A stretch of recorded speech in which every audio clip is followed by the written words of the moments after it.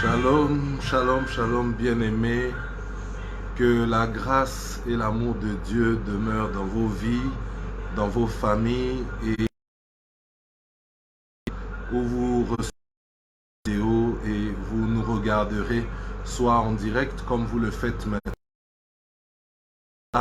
sur notre page Facebook où cette vidéo restera postée, mais ainsi que sur notre chaîne YouTube TV Channel. Moi, je suis le révérend Ebenezer Arnold et je suis encore une fois de plus heureux de vous retrouver sur cette planche que nous animons ici au ministère Dieu Vie à travers les écoles de la sérénité et du bonheur, notamment la classe de la connaissance de Dieu. Et ce soir, nous allons parler de quelque chose de très important que nous avons déjà annoncé lors de notre dernière vidéo qui parlait de Jésus et nous. Et j'espère que cette vidéo a été pour vous une grande source de bénédiction. Dans le cas où vous ne l'avez pas encore vue, je vous invite à la voir, mais je vous invite aussi à la partager autour de vous afin de faire connaître Christ et de permettre à un grand nombre de personnes de pouvoir bénéficier de l'œuvre pour laquelle le Seigneur. Alors, comme je disais, je suis le révérend Ebenezer Arnold, je suis un des leaders du mouvement Dieu Vie. Dieu Vie qui est un ministère christocentrique, c'est-à-dire c'est un ministère qui réunit et qui accepte toutes les personnes qui confessent Christ en esprit, en vérité et qui désirent partager leur vécu, leur expérience avec Dieu pour édifier les autres, mais aussi pour former une race de chrétiens, notamment de chrétiens africains qui sont capables de s'affirmer et qui demeurent équilibrés dans tous les choix de leur vie afin que leur vie devienne impactante et qu'elle soit une source de bénédiction autant pour ces personnes mais aussi pour leur famille, pour leur nation et pour le continent. Donc voilà la raison d'existence de Dieu Vie. Et ce soir, nous allons partager donc quelque chose de très important. C'est notre troisième leçon dans l'école de la sérénité et du bonheur. Ces leçons viennent en complément de ce que la servante de Dieu et coach Nora Kafando partage avec nous tous le mardi, qui porte sur la connaissance de soi, parce qu'on ne peut prétendre connaître Dieu si nous ne nous connaissons pas. Nous avons besoin de nous connaître, nous avons besoin de nous découvrir, découvrir comment nous fonctionnons, découvrir comment nous sommes constitués, découvrir quelles sont les choses qui nous motivent, nos forces, nos faiblesses, et découvrir en fait notre moi intérieur pour justement nous permettre de faire ce voyage après la découverte de soi, d'aller vers Dieu, et en allant vers Dieu, inexorablement nous allons aussi vers les autres. Mais trêve de discussion à ce sujet, de Dieu et coach Nora Kafando est bien placé pour vous donner un maximum d'éléments sur tout ce qui porte sur la connaissance de soi. Alors ce soir, je vais partager avec vous un thème très important, c'est le Saint-Esprit et nous. Donc après avoir parlé de Dieu se révèle, après avoir parlé de Jésus, nous parlons du Saint-Esprit. Et je dirais dans le calendrier, mais nous savons que en notre Dieu, il n'existe point d'hasard. Aujourd'hui est un jour spécial parce que c'est le jour où les chrétiens, nous célébrons l'Ascension. Et ça nous permet de faire une transition vers le Saint-Esprit parce qu'il n'y aurait pas d'ascension, il n'y aurait pas pour notre génération le Saint-Esprit. Christ a dit qu'il est avantageux pour lui qu'il s'en aille afin que le Consolateur nous soit donné à nous chrétiens. Et donc le départ de Christ ne s'est pas fait, c'est fait par une voie spéciale. Elle s'est fait par la mort et la résurrection, mais après la mort et la résurrection, il y a eu une autre étape qui s'appelait l'ascension, c'est-à-dire le moment où Christ a quitté la terre des hommes et il est monté dans le ciel. Et c'était quelque chose de palpable, c'était au vu, au su de ses disciples. Il ne nous a pas laissé orphelins parce que en montant 10 jours après, ce que nous appelons l'effusion du Saint-Esprit. Donc la descente du Saint-Esprit manifeste au milieu des hommes à travers des langues de feu où les hommes parlaient de nouvelles langues. Et tous ceux qui étaient à Jérusalem ce jour-là, lorsque le Saint-Esprit s'est manifesté, ils étaient en train d'entendre les hommes parler dans leur propre langue, alors qu'il y avait des gens qui venaient de différents horizons. Donc à tous déjà, je nous souhaite bonne fête de l'Ascension. Je crois que cette fête de l'Ascension est une fête aussi qui a une portée prophétique. Je pense que pendant que Dieu est en train de monter, pendant que Christ monte dans les cieux, il monte avec ton problème, il monte avec ton fardeau, il monte avec ta situation. Et pendant qu'il monte, il te libère de tout ce qui pesait sur toi. Et en montant, il te bénit aussi en te donnant plusieurs sortes de bénédictions, et notamment la bénédiction par excellence, c'est celle de recevoir le Saint-Esprit. Alors encore une fois de plus, très bonne fête d'Ascension à nous et soyons tous bénis. Donc aujourd'hui nous parlerons du Saint-Esprit. Nous allons structurer, comme nous le faisons d'habitude, notre plusieurs parties, notamment en 10 parties. Parce que le Saint-Esprit, on pourrait passer toute une année à parler du Saint-Esprit, tellement son importance est grande dans les...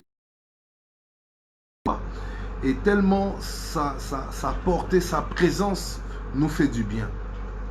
En premier point, donc, nous verrons l'introduction, c'est pour nous donner la base de l'enseignement. Ensuite, nous parlerons du Saint-Esprit et nous. J'ai appelé cela une relation qui a évolué et vous le comprendrez.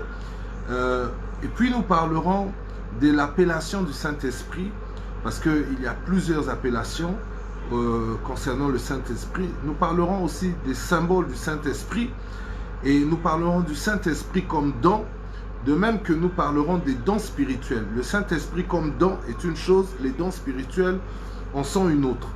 Puis nous parlerons du fruit de l'Esprit et du fait de marcher selon l'Esprit. Nous parlerons aussi de la prière dans l'Esprit, comment prier et pourquoi prier dans l'Esprit.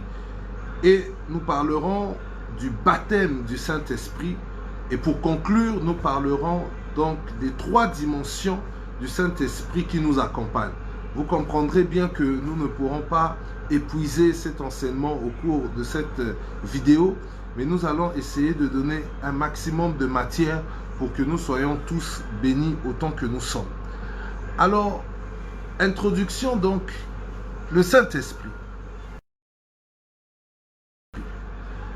Pour ne pas faire beaucoup de mystère, je voudrais simplement vous dire que le Saint-Esprit est une manifestation de Dieu par le moyen de son propre esprit. Tout comme Christ est Dieu à travers la manifestation du Fils qui agit et qui nous libère, le Saint-Esprit, c'est cette partie de divinité de Dieu qui se manifeste par son esprit pour conduire l'homme, afin de permettre à l'homme de vivre loin du péché, délivré de toute forme d'oppression, une vie qui glorifie Dieu dans ses pensées, dans ses actions, dans ses paroles. Le Saint-Esprit, c'est cette partie de Dieu qui vient nous soutenir et nous aider dans notre marche sur la terre des hommes afin que nous soyons qualifiés pour aller au ciel. Le Saint-Esprit a toujours été présent depuis l'Ancien Testament jusqu'au Nouveau Testament, depuis les époques anciennes jusqu'à notre époque aujourd'hui. Mais comme j'ai eu lorsqu'on a parlé de Christ, Dieu, au cours des générations, s'est manifesté souvent de manière voilée. Parce que soit la connaissance n'avait pas atteint le niveau de la révélation, soit l'époque, la période, le moment n'était pas favorable pour qu'il se manifeste de telle ou de telle façon. Il s'est manifesté de la manière dont le peuple avait besoin qu'il se manifeste. Et dans notre temps et dans notre génération, après le rappel, le Seigneur se manifeste différemment au milieu de nous. Chaque jour, à chaque instant, matin et soir, mais il est présent. Il se manifestait pour Israël comme le chef de l'armée de l'Éternel, alors que Israël conquête. Aujourd'hui, il se manifeste à nous comme le consolateur, il se manifeste à nous comme le conseiller. Donc le Saint-Esprit, c'est Dieu dans la manifestation de son esprit pour nous accompagner. Voilà ce qu'est le... Alors vous devez savoir que il y a, selon les époques, les coutumes, les traditions, une forme de perception de l'Esprit de Dieu.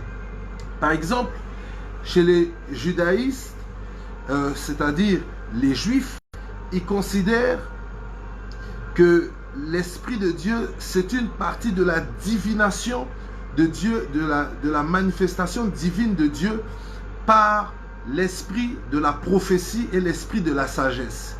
Ils lient l'Esprit de Dieu ou la manifestation de l'Esprit de Dieu par le fait de recevoir des prophéties ou de vivre dans une atmosphère prophétique, mais aussi par la manifestation de la haute sagesse. C'était le cas de Salomon, qui manifestait une haute sagesse parce que l'Esprit de Dieu était sur lui. C'était le cas de Daniel qui manifestait une haute sagesse parce que l'Esprit de Dieu était sur lui. Mais c'était aussi les prophéties qui annonçaient des choses à venir parce que c'est poussé par l'Esprit que les hommes ont parlé. Et dans l'Ancien Testament, et notamment chez les Juifs, les hommes ont parlé, plusieurs hommes ont parlé, des éminents prophètes ont parlé, mais ils ont parlé poussés par l'Esprit. Nous verrons plus tard que l'Esprit s'est manifesté aussi différemment au milieu des Juifs, notamment par la force aussi à certaines personnes. Et cette force physique leur a permis de délivrer Israël de grandes tribulations et de grandes désolations. Donc, voilà comment les Juifs perçoivent l'Esprit. Mais je veux nous étonner en nous disant que nous, les chrétiens, nous n'avons pas le monopole de la connaissance du Saint-Esprit. Si vous lisez dans certains récits arabes et même dans le Coran ou dans certains livres qui accompagnent le Coran, vous verrez que le Saint-Esprit est cité. On parle deux fois de Gabriel qui est considéré comme à la fois le messager mais aussi celui qui a l'Esprit de Dieu pour pouvoir transmettre les messages qui viennent de la part de Dieu. Et considérons notre génération, notre époque, notre perception du Saint-Esprit est venue aussi de la manière dont le Saint-Esprit s'est manifesté à nous. Le jour de la Pentecôte, la grande référence de la manifestation du Saint-Esprit au milieu des hommes, le Saint-Esprit s'est manifesté comme un vent impétueux qui a fait trembler la terre, qui a fait bouger la maison dans laquelle les apôtres et les disciples étaient en train de prier. Et ce vent ensuite s'est transformé en langue de feu. Voilà pourquoi dans le milieu évangélique et dans le milieu des croyants après la Pentecôte, le Saint-Esprit se manifeste comme un souffle qu'on appelle roua, qu'on appelle aussi pneuma en grec, qui veut dire souffle. Le Saint-Esprit, c'est aussi un souffle. Et vous serez d'accord avec moi que c'est en soufflant dans cette forme que Dieu avait conçu dans le jardin d'Éden, avec la poussière de la terre, que l'homme est devenu une âme vivante. Donc le Saint-Esprit aussi peut être considéré comme le souffle de Dieu en nous. Donc voilà un peu pour poser notre enseignement, à savoir qu'est-ce que le Saint-Esprit ou qui est le Saint-Esprit? Le Saint-Esprit est l'Esprit de Dieu, cette part de la divinité de Dieu qui marche avec nous pour nous faire accomplir les desseins de Dieu. Alors je voudrais donc parler en deuxième point du Saint-Esprit, cette relation qui a évolué.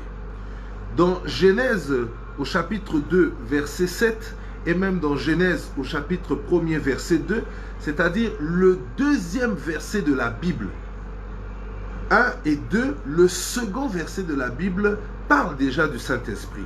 Il dit qu'au commencement, l'Esprit de Dieu se mouvait sur les eaux.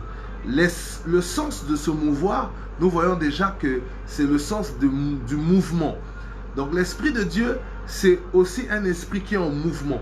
Tout comme ce souffle roua il est en mouvement, mais en mouvement pour accomplir quelque chose. Son mouvement n'est pas statique, son mouvement ne stagne pas, son mouvement vient pour créer quelque chose.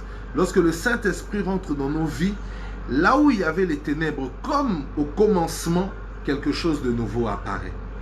Et ce qui est formidable quand même, c'est que le Saint-Esprit, sans que nous nous rendions compte, il prend une place très importante parce qu'il est un des éléments qui est cité dans le 2e verset de la Bible. Le 2e verset de la Bible. Et vous savez que la Bible est un livre hautement spirituel et hautement prophétique. Il n'y a rien d'anodin dans la Bible. Donc, dans l'Ancien Testament, le Saint-Esprit était déjà présent dès le 2e verset de la Bible à travers cet esprit qui se mouvait. Et à travers cet esprit, la conjugaison de la parole et de l'esprit a créé le monde. Nous devons savoir que le monde a été créé par la parole, mais l'action de la création, c'est le Saint-Esprit qui l'a accompli. C'est l'Esprit de Dieu qui l'a accompli. Dieu a parlé et la parole, c'est Christ, parce que nous avons vu, lorsque nous avons parlé du Seigneur, qu'il est le pain qui donne la vie, c'est-à-dire il est la parole qui donne la vie. Et Christ a parlé, et en parlant, c'est le Saint-Esprit qui s'est mis en mouvement pour réaliser la parole qui était sortie de la part du Seigneur. Donc, déjà dans l'Ancien Testament, nous voyons la présence du Saint-Esprit et la part importante, la place importante qu'avait le Saint-Esprit. Mais il y a un phénomène particulier dans l'Ancien Testament, c'est que dans l'Ancien Testament, contrairement à ce que nous verrons plus tard, le Saint-Esprit n'habitait pas tout le monde. Le Saint-Esprit habitait une catégorie de personnes. Et les personnes qui étaient habitées du Saint-Esprit de manière régulière, constante ou de manière ponctuelle, avaient eux la charge de diriger le peuple qui lui n'était pas habité et conduit par l'Esprit. Nous pouvons le voir dans 2 Samuel, dans le chapitre 23 au verset 2 au verset 3, lorsque à la fin de sa vie, David parle du fait que il a agi et il a posé des actes, il a même parlé et ordonné des choses poussées par l'Esprit de Dieu. David, déjà à cette époque, avait Dieu. Donc, ce n'est pas tout le monde. L'Esprit de Dieu habitait 3 catégories. Une 4e catégorie que les gens ont souvent oubliée. L'Esprit de Dieu habitait les sacrificateurs. Donc, ceux qui avaient la mission de travailler dans le temple. L'Esprit de Dieu les habitait afin qu'ils travaillent en conformité, qu'ils rendent les sacrifices en conformité à ce que le Seigneur attendait d'eux. L'Esprit de Dieu habitait ces personnes. L'Esprit de Dieu habitait aussi les prophètes. Et c'est le fait que l'Esprit de Dieu les habitait qu'ils étaient capables de pouvoir voir les choses à venir, annoncer les oracles de Dieu et aussi libérer les paroles de bénédiction ou parfois même des paroles de malédiction ou ramener le peuple vers Dieu. L'Esprit de Dieu habitait les prophètes et souvent il se manifestait à travers la vie des prophètes, non pas seulement par les paroles qui arrivaient, mais aussi par une démonstration de puissance et de force. L'Esprit aussi les rois, parce que pour gouverner, il fallait recevoir l'onction qui te mettait, qui te donnait la supériorité. C'était la manifestation de l'Esprit de Dieu dans la vie des gouvernants et des dirigeants. Voilà pourquoi l'Esprit de Dieu a habité David, a habité tous les rois d'Israël tant qu'ils marchaient en conformité avec Dieu. Et ces rois ne pouvaient pas être investis dans leur règne sans qu'ils ne reçoivent au préalable l'onction de la gouvernance, de l'autorité, l'onction du pouvoir, qui était une forme, une manifestation de l'Esprit de Dieu. Il y a de manière ponctuelle dans l'Ancien Testament des personnes qui n'étaient ni rois, ni prophètes, ni sacrificateurs, mais qui étaient quand même habités, investis ou visités par l'Esprit de Dieu. Et l'Esprit de Dieu leur permettait d'accomplir des tâches, des missions, d'accomplir des choses qui étaient attachées à leur vie et à leur destinée. Et parmi ces gens, il y avait des juges. les juges d'Israël étaient souvent habités par l'Esprit de Dieu. Ils recevaient une portion de l'Esprit de Dieu pour leur permettre d'accomplir justement ces tâches et les missions. Je vous parlerai de Gédéon, par exemple. Je peux vous parler de Samson. Tout le monde connaît cette expression, saisi par l'Esprit de Dieu. Samson réalisa, Samson battit les Philistins. C'était justement le symbole par excellence de la présence de l'Esprit de Dieu dans la vie d'un juge, notamment celle de Samson. C'était les fameuses 7 tresses de Samson, son naziréat dont il ne devait pas couper les cheveux. Donc, l'Esprit de Dieu a été dans l'Ancien Testament. Elle a même conduit Israël. Elle était manifeste au milieu d'Israël dans le désert par cette feu dans la nuit et par cette colonne de nuée dans le jour. Donc, dans le désert, lorsqu'Israël levait, le peuple levait les yeux vers le ciel, peu importe l'endroit où ils étaient dans le camp, que tu sois de Benjamin, que tu sois de la tribu de Joseph, que tu sois de Dan, de Ruben, lorsque tu levais la tête pendant 40 ans dans le désert, l'Esprit de Dieu était présent, manifesté par la colonne de feu dans la nuit et la colonne de nuée dans le jour. Mais de toutes ces manifestations de l'Esprit, l'Esprit n'était pas permanent, ni dans les hommes, ni de manière constante. Il y avait des hommes qui avaient des dépôts et l'Esprit de Dieu les accompagnait, mais il y avait aussi des hommes qui avaient des visitations. Alors que vous verrez que dans le Nouveau Testament et dans notre génération, Dieu a changé cette façon de fonctionner dans son esprit avec les hommes. Il y a un prophète vers la fin du Nouveau Testament qui, je pense, à l'époque où il dit ces choses, pouvait constituer un blasphème. Parce que tout le temps que Israël a marché avec Dieu, tout le temps que Dieu a structuré sa vie au milieu de son peuple, ce n'était que les rois, les prophètes, les sacrificateurs, les juges et de manière, comme j'ai dit, ponctuelle, certaines personnes qui ne faisaient pas partie de cette catégorie, mais qui recevaient l'Esprit de Dieu. Et un jour, un prophète se lève, il dit que dans les derniers jours, l'Esprit de Dieu se répandra sur toute chair. C'est-à-dire, prophète, pas prophète, roi, pas roi, sacrificateur et pas sacrificateur, l'Esprit de Dieu se répandra sur toute chair. Les fils et les filles prophétiseront, les jeunes gens auront des visions et des vieillards des songes. Ce prophète, c'est Joël. Joël chapitre 2, verset 28. Ce prophète a rendu l'ordre établi dans l'Ancien Testament afin de donner un nouvel ordre de relation entre le Saint-Esprit et les hommes. Et ce nouvel ordre de relation entre le Saint-Esprit et les hommes est venu aussi par Christ. Lorsque Christ est venu sur la terre des hommes, lorsqu'il a accompli l'œuvre de la croix, Ésaïe, qui est le grand prophète messianique, avait déjà dit que l'Esprit de Dieu serait sur Christ, mais que l'Esprit de Dieu ne resterait pas seulement sur Christ. Tout comme l'Esprit et l'huile coulaient depuis la tête d'Aaron, touchait sa barbe jusqu'au pan de sa robe, l'Esprit qui était sur Christ arroserait aussi ceux qui acceptent Christ dans leur vie. Donc, Joël, Ésaïe renversent la relation que Dieu avait avec les hommes, la conduite, parce que le Saint-Esprit vient pour nous conduire, pour nous aider à faire ce qui plaît à Dieu. Car dans notre propre nature corrompue et pécheresse, nous n'avons pas la force et la capacité de faire ce qui est bon, ce qui est digne de louange, ce qui honore Dieu, ce qui le glorifie. Et donc, Ésaïe et Joël renversent cet ordre séculaire ancestral.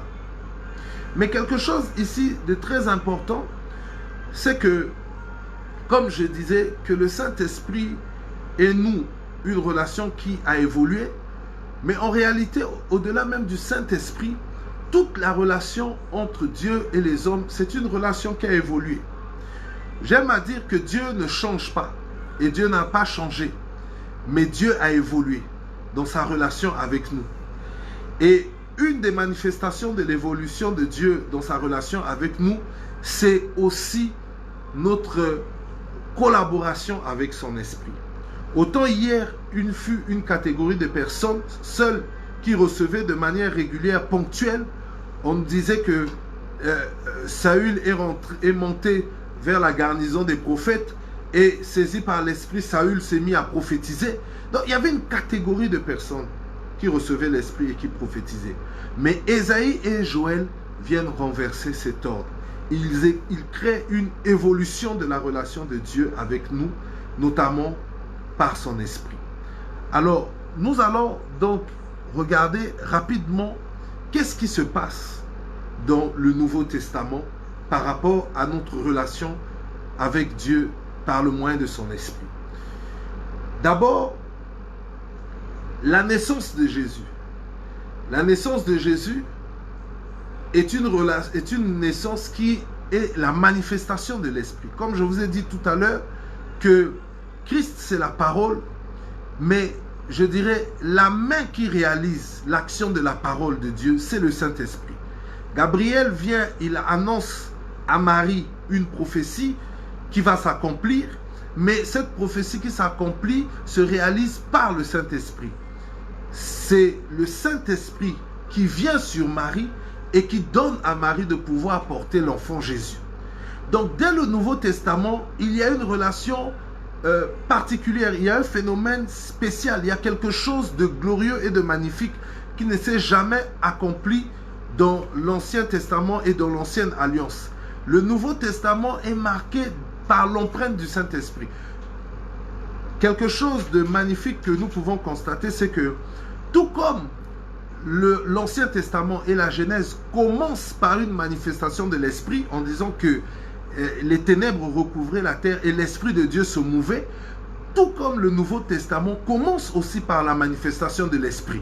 L'Esprit vient sur Marie et elle crée quelque chose. L'Esprit, lorsqu'elle vient, elle ne vient pas pour vider nos vies, mais elle vient pour les remplir, elle vient pour créer. Et voilà une jeune fille qui était dans une ville qui était peut-être la moins connue de la région. Et elle-même, elle était peut-être la plus petite de sa famille. Mais lorsque l'Esprit vient sur elle, l'Esprit la prééminence et la domination.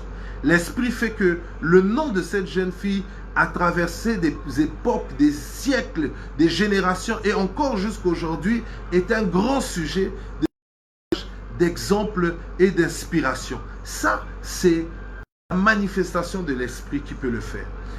Dans le Nouveau Testament, la manifestation de l'Esprit continue à travers cet enfant Jésus qui plus tard devient un jeune enfant qui, ébloui par sa sagesse et son intelligence, les docteurs, les sachants qui étaient dans le temple au cours de cette histoire que nous connaissons qui se déroule dans Luc chapitre 22 au verset 25, au verset 27 et notamment aussi dans Jean chapitre 1 à partir du verset 32, la sagesse de Jésus éblouit ces gens qui ont une grande science et une grande intelligence. Mais cette sagesse vient de qui? La Bible nous dit que cette sagesse et cette grande connaissance venaient de l'Esprit. Plus tard, nous allons voir aussi qu'il y avait un homme qui s'appelait Siméon, qui avait divinement été par l'Esprit qu'il ne partirait pas de la terre des hommes sans avoir vu le Messie, Christ. Vous voyez que Siméon était un homme pieux. La Bible nous dit que c'était un homme pieux, craignant Dieu. Et même si l'Esprit n'était pas encore manifeste, répandu, que Siméon était un homme pieux et dans la volonté souveraine de Dieu. Comme je vous ai dit, il y a des personnes qui n'étaient ni rois, ni prophètes, ni sacrificateurs, mais que Dieu visitait de manière ponctuelle à cause de leur piété, à cause de leur amour, à cause de leur obéissance. Parmi ces hommes, il y avait par exemple Siméon qui avait reçu la promesse qu'il ne mourrait pas par le Saint-Esprit. Il y a aussi Élisabeth dont l'enfant a tressailli dans le sein lorsqu'elle a salué Jésus, lorsqu'elle a salué Marie qui portait Jésus, mais qui portait Jésus par le Saint-Esprit. Tout le Nouveau Testament est une relation différente que l'Esprit de Dieu, que Dieu a manifesté avec les hommes par son Esprit. Et l'apôtre de cette nouvelle relation, de ce nouveau rapport, se déroule dans Actes des Apôtres au chapitre 2 sur l'effusion du Saint-Esprit. C'est-à-dire qu'autrefois, l'Esprit ne descendait que sur les prophètes, mais ce jour-là, dans cette maison, il y avait des pécheurs,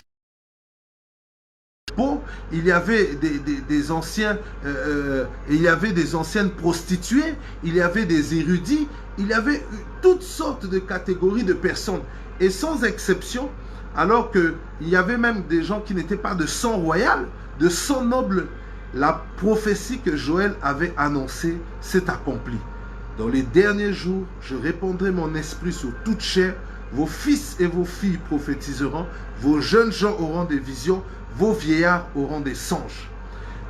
La prophétie de Joël est encore valable pour nous aujourd'hui. Ce que Joël a dit, ce que Ésaïe a dit, c'est notre partage aujourd'hui. Plus encore pour nous les Africains qui n'avions rien à voir avec la tradition et l'héritage du peuple juif. Nous sommes devenus juifs par adoption. Nous sommes juifs spirituels. Nous sommes enfants d'Abraham spirituel. Nous sommes ces étoiles que Abraham a vues dans le ciel. Si nous n'avions pas eu Christ et si la prophétie de Joël n'était pas arrivée, nous ne serions peut-être pas bénéficiaires ou nous n'aurions peut-être pas hérité du Saint-Esprit. Cette promesse a été notre partage.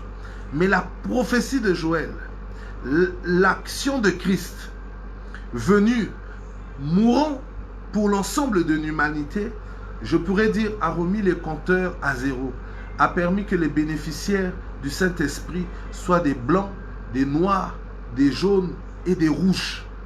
Toute chair reçoit l'Esprit de Dieu à partir de l'effusion du Saint-Esprit ce jour de la Pentecôte.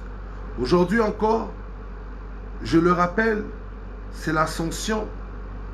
Nous célébrons le jour où le Seigneur est monté dans les lieux célestes, mais 10 jours après cette ascension, il y a la Pentecôte. Et pendant que nous allons clore cet enseignement, je pense que nous allons avoir un moment de prière où ceux qui le désirent pourront vivre ce que les apôtres ont vécu à leur époque. Encore aujourd'hui, nous sommes héritiers de cette promesse de Joël. Donc, la relation à partir du Nouveau Testament, à partir de l'œuvre de la croix, concernant la relation entre Dieu et nous, a évolué par le fait que son esprit n'était plus sur une catégorie d'hommes, mais s'est répandu sur l'ensemble de l'humanité, sur toute chair, sur toute personne qui a accepté Christ comme Seigneur et Sauveur et qui désirait recevoir l'Esprit. Le clos a été la Pentecôte, mais bien une personne comme Pierre, qui n'avait jamais eu de vision, a eu la vision pour aller dans la maison de Corneille.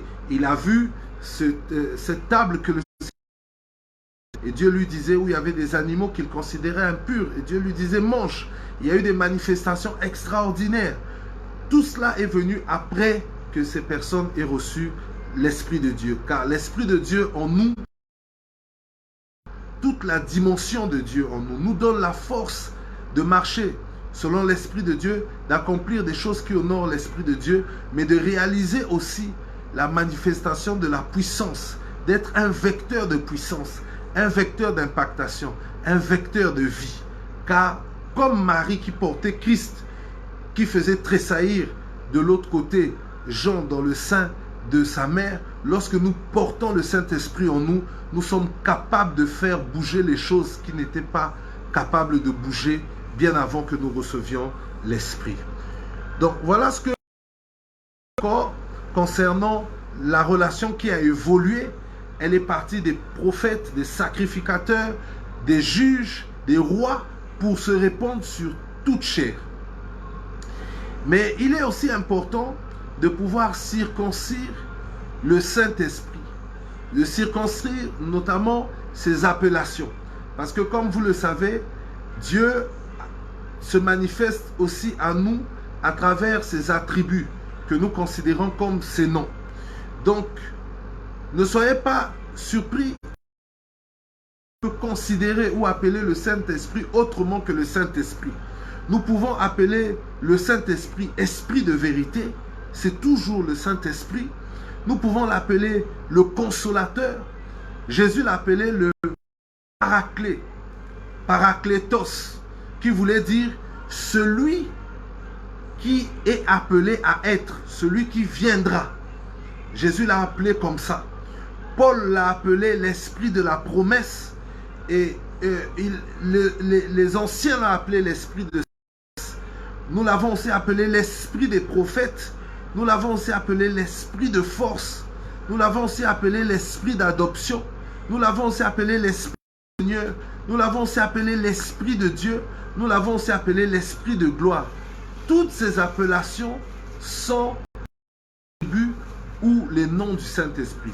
Donc si quelqu'un au milieu de vous dit « j'appelle l'esprit de gloire » ou « j'appelle l'esprit de vérité » ou « j'appelle l'esprit de force » ou « j'appelle l'esprit d'adoption » ou « j'appelle le Parakletos », que tout cela ne vous surprenne pas et que cela ne vous choque pas. Le Saint-Esprit a d'autres appellations. Et dans ces autres appellations, c'est aussi une dimension manifeste. Une dimension qui nous visite. Une dimension dans laquelle il nous fait du bien. Toutes ces appellations du Saint-Esprit, ce sont des dimensions de la manifestation de l'Esprit de Dieu. Celui qui l'appelle l'Esprit de gloire va voir la gloire. Celui qui l'appelle l'Esprit de vérité vivra dans la vérité. L'esprit de force connaîtra la force. Je peux partager avec vous quelques références, notamment dans Jean chapitre 14 au verset 16, verset 26. Nous pouvons aussi voir dans Éphésiens chapitre 1er verset 13, Exode chapitre 31 verset 1 à 3, Nombre chapitre 11 verset 25. Une longue série de versets que vous pouvez voir, lire dans la Bible, et je pense que lorsque vous lirez ces versets, vous verrez que ces versets sont toujours attachés à une concordance, et vous pourrez aller sur la concordance et vous verrez les différentes appellations du Saint-Esprit. Mais ce qui est important au-delà de l'appellation, je voudrais que vous compreniez que les appellations du Saint-Esprit sont une dimension de la manifestation de l'Esprit. Tel vous l'appelez, tel il est capable de se manifester dans votre vie, au milieu de votre entourage et de votre famille. Aux appellations, il est aussi important de préciser par quel moyen le Saint-Esprit se manifeste ou se symbolise. Vous savez, Dieu comme Christ qui est symbolisé par le pain, qui est symbolisé par la parole, le Saint-Esprit aussi est symbolisé. Cela peut être par quelque chose qui ressemble à un objet ou quelque chose qui a un trait immatériel, mais le Saint-Esprit aussi est symbolisé par certaines choses. Souvenez-vous que lorsque Jean a vu Christ venir, il a dit qu'il a vu le ciel s'ouvrir et du ciel une colombe est descendue. Donc, si jamais tu fais un songe et que tu vois quelqu'un qui te dit qu'il te remplit du Saint-Esprit en te donnant un chat, bien aimé, sache que ce n'est pas une manifestation du symbole de l'Esprit. L'Esprit de Dieu se manifeste soit par une colombe, vous pouvez voir dans une vision une colombe descendre sur vous. L'Esprit de Dieu aussi se manifeste par le feu. Vous pouvez voir des langues de feu ou des flammes de feu vous embraser. Ce n'est pas forcément l'enfer ou que vous vivrez des moments difficiles. Si vous êtes dans un temps de prière où vous souhaitez recevoir l'Esprit de Dieu, vous pouvez voir une manifestation où quelqu'un à côté de vous peut vous dire « J'ai vu sur ta tête une colombe, j'ai vu sur ta tête une flamme de feu ». C'est une manifestation de l'Esprit de Dieu. Mais l'Esprit de Dieu, c'est aussi un souffle. Vous pouvez être là et puis il y a comme une fraîcheur autour de vous, comme un souffle dans une pièce fermée. N'ayez pas peur. Comprenez aussi que cela est une manifestation de l'Esprit de Dieu. L'Esprit de Dieu aussi peut se manifester comme une main. Lorsqu'on dit le bras de l'Éternel, le bras de l'Éternel dont on parle, c'est la manifestation de l'Esprit de Dieu. Parce que lorsque le bras de l'Éternel arrive pour faire, comme je vous disais, Dieu parle. Et en parlant, c'est Christ, mais la réalisation des paroles de Dieu, c'est le Saint-Esprit qui le permet. Et donc, nous pouvons voir aussi un bras puissant, c'est aussi la manifestation de l'Esprit de Dieu. La manifestation de l'Esprit de Dieu, ça peut être aussi un sceau qui scelle quelque chose. Elle scelle une parole, elle scelle une action, elle scelle une prophétie. Vous pouvez voir dans une vision, dans un songe, quelque chose et qui est scellé. Le fait que ça soit scellé, c'est que l'Esprit de Dieu a marqué comme d'un tampon, d'un fer, quelque chose d'irrévocable, quelque chose qui arrivera.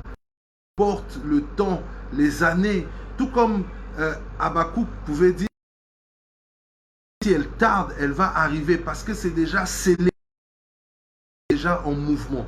Donc, ce genre de manifestation symbolique, matérielle ou immatérielle, sont souvent les manifestations de l'esprit. Ça peut être aussi parfois des torrents. Vous pouvez être là et vous sentez là une présence, un torrent autour de vous, comme le bruit d'une cascade. C'est aussi un symbole de la manifestation de l'Esprit de Dieu.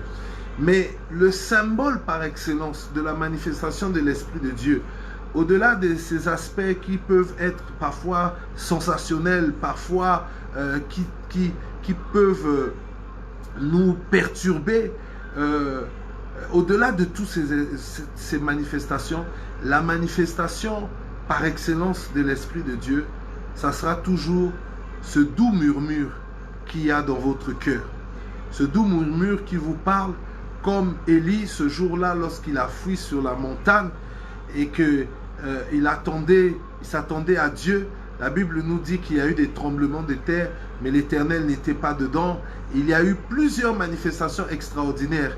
Élie était habitué à voir Dieu se manifester par des choses extraordinaires, mais ce jour-là, Dieu s'est manifesté dans un vent doux et léger. Dieu et la manifestation de son esprit ne nous mettra jamais hors de nous. La manifestation de son esprit se fera toujours de manière très douce. Ce sera le symbole ou le langage par excellence. Autant les autres symboles sont réels, les autres symboles sont vrais, mais le symbole par excellence, c'est le symbole de ce son, de cette présence douce et légère que nous entendons très souvent dans nos cœurs lorsque nous avons accepté Christ comme Seigneur et Sauveur et lorsque nous avons désiré le Saint-Esprit. Et le dernier point que je voudrais partager avec vous ce soir, c'est le fait que nous puissions comprendre que l'Esprit de Dieu nous a été donné comme un don. Notre génération, celle du Nouveau Testament, celle qui connaît le rachat de Christ à la croix de Golgotha. Tout comme je vous l'ai dit au cours de mon intervention, l'Esprit de Dieu n'était pas le partage de tout le monde. L'Esprit de Dieu n'était pas l'héritage de tous dans l'Ancien Testament. Mais dans le Nouveau Testament, il y a une parole, celle de Joël, il y a les paroles d'Ésaïe, il y a l'action de Christ et il y a les paroles elles-mêmes de Christ qui dit qu'il est avantageux pour nous qu'il s'en aille. Donc lorsque Christ part dans cette ascension, il ne nous laisse pas orphelins, il nous envoie l'Esprit de Dieu.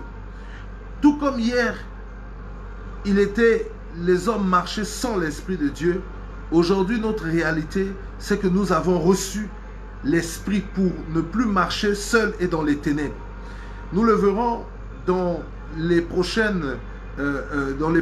points au cours de cette leçon. L'homme de cette génération qui connaît Christ comme Seigneur et Sauveur ne marche plus dans les ténèbres. ce que Ésaïe disait en disant que ce peuple qui a longtemps marché dans les ténèbres a vu une grande lumière apparaître. Certes, c'est la lumière de la parole de Dieu, du salut, mais c'est aussi la lumière de l'Esprit qui nous conduit dans la pleine lumière de Christ et qui nous fait demeurer dans cette lumière. Donc nous devons comprendre aujourd'hui que le Saint-Esprit, c'est aussi un don que Dieu nous a donné. Nous n'avons pas mérité. Nous ne sommes pas plus que les rois, que les prophètes ou que les gens de l'Ancien Testament qui n'avaient pas en permanence l'Esprit de Dieu. Mais si aujourd'hui, l'Esprit de Dieu est sur toute chair, ce n'est pas par nos efforts, ce n'est pas parce que nous méritons, ce n'est pas parce que nous sommes mieux, mais c'est simplement Dieu qui nous fait un don. Et le don qu'il nous fait est un don gratuit. Le don qu'il nous fait est un don magnifique. Autrefois, dans l'Ancien Testament, Dieu a demandé à Moïse une maison parce qu'il voulait vivre au milieu de son peuple. Il a bâti une maison qu'on appelle le tabernacle. Nous aurons l'occasion d'en parler dans les prochaines leçons. Et il a siégé au milieu de son peuple. Et ce tabernacle était divisé en 3 différents compartiments. Le parvis, le lieu saint, le lieu très saint. Et la présence de Dieu, sa présence glorieuse, se trouvait dans le lieu très saint. Le tabernacle était cette maison de Dieu que l'on pouvait monter et démonter au gré du mouvement du peuple d'Israël. Israël s'est établi dans la terre que Dieu lui a donnée. Alors à ce moment, il est monté dans le cœur d'un homme de construire à Dieu une maison. Mais il faut savoir aussi que ce qui est monté dans le cœur de cet homme, c'était un vœu qui avait été fait par son ancêtre, qui lui peut-être n'avait pas eu le temps matériel de pouvoir réaliser cela. Je veux parler de Jacob qui avait dit à Dieu, si tu me gardes, si tu me protèges de ce voyage, ici est ta maison et je te bâtirai une maison. Lorsqu'il a vu l'échelle où les anges montaient et descendaient, il a vu Bethel. Plus tard, plusieurs siècles après, une génération après, il y a un de ses descendants, notamment David, qui décide de bâtir une maison pour Dieu. Les lecteurs de la Bible qui connaissent cette histoire savent que David n'a pas pu construire le temple. Le temple a été donné à son enfant. La mission de construire a été donnée à son enfant. Et lorsque le fils de David a bâti le temple, nous avons ce jour où il y a eu la dédicace. La Bible dit que l'Esprit de Dieu est descendu. Elle est descendue dans une dimension tellement palpable, tellement tangible, que même les prêtres, les gens qui servaient dans le temple, sont sortis parce qu'ils n'ont pas pu résister à cette présence manifeste de Dieu. Cette dimension de la présence manifeste de Dieu s'appelle la Shekinah. Ce que je voudrais vous mettre en évidence, c'est qu'on a eu un tabernacle, puis on a eu un temple fait des mains d'hommes. Et puis le Seigneur a dit, il n'habitera plus dans les temples faits des mains d'hommes. Il n'habitera plus dans ces temples majestueux. Ne savez-vous pas que votre corps est le temple du Saint-Esprit? Plus que le tabernacle du désert, plus que le temple de Salomon, notre génération a le privilège d'être le temple de Dieu, de recevoir en nous l'Esprit de Dieu, de recevoir en nous l'Esprit qui a conduit les rois, les prophètes, les juges, les sacrificateurs, qui a conduit Israël, qui a fait remporter à David connaître la gloire et le succès à de nombreux peuples. Cet esprit n'est plus dans un temple, mais cet esprit est dans un corps. Et ce corps, c'est le tien. L'Esprit de Dieu est un don merveilleux pour nous, dans notre génération, que nous devons chérir, que nous devons garder jalousement, en vivant une vie de piété, de sanctification, qui honore Dieu par nos actions, par nos paroles, qui impacte les vies, et qui est utile pour notre génération. Ce soir, voilà ce que le Seigneur a déposé dans mon cœur que je souhaitais partager avec vous.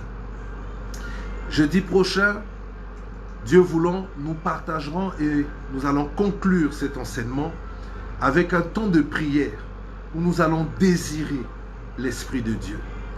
Et je pense que si Christ vit dans nos cœurs, si réellement Christ nous a sauvés, nous avons besoin de continuer l'œuvre de Christ à travers son Esprit.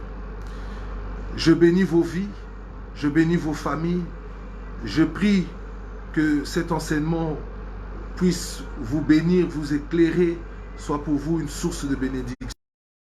Et je vous le dis, Dieu voulant, nous conclurons notre enseignement jeudi prochain à la même heure. Mardi, vous aurez pour les écoles de la sérénité et du bonheur la classe de la connaissance de soi, la servante de Dieu et coach Nora Kafando. Et le Seigneur nous a mis aussi à cœur de joindre un autre programme qui accompagne et qui appuie les enseignements. C'est un programme qui aura lieu désormais tous les mercredis. Alors ce ne sera pas un programme vidéo, ça sera plutôt un programme en présentiel.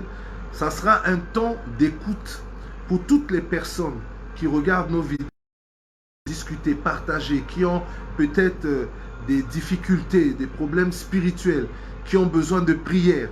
Ça sera un temps d'écoute, ça sera un temps de conseil, ça sera un temps d'accompagnement, mais ça sera aussi un temps de prière. Je serai moi-même disposé dans ce programme pour vous recevoir, pour vous écouter, pour prier pour vous, peu importe la situation que vous vivez, que ce soit des problèmes de blocage, de délivrance ou des problèmes physiques de délivrance, de connaître une dimension supérieure dans vos affaires, dans vos études, dans votre vie familiale. À partir de 10h jusqu'à 15h, nous vous recevrons dans nos bureaux sur la route de Pau, à Ouagadougou, à Ouaga 2000. Nous vous diffuserons l'adresse physique sur notre site et notre page Facebook, ainsi que nos différents numéros de rendez-vous. Ce programme de prière vient pour accompagner, pour appuyer ces programmes d'enseignement afin que réellement vous rentriez dans cette dimension de sérénité et de bonheur à tous égards. C'était votre frère, votre serviteur, votre pasteur, le révérend Ebenezer Arnold. Que Dieu vous bénisse, que Dieu bénisse vos familles et que Dieu bénisse encore cette soirée d'ascension. Je dis encore que quelque chose qui vous empêchez de voir la main de Dieu quitte votre vie, que Christ la prenne avec lui et qu'il descende dans votre vie quelque chose qui vient pour vous bénir, pour vous faire du bien et pour vous faire avancer. Soyez bénis, soyez heureux.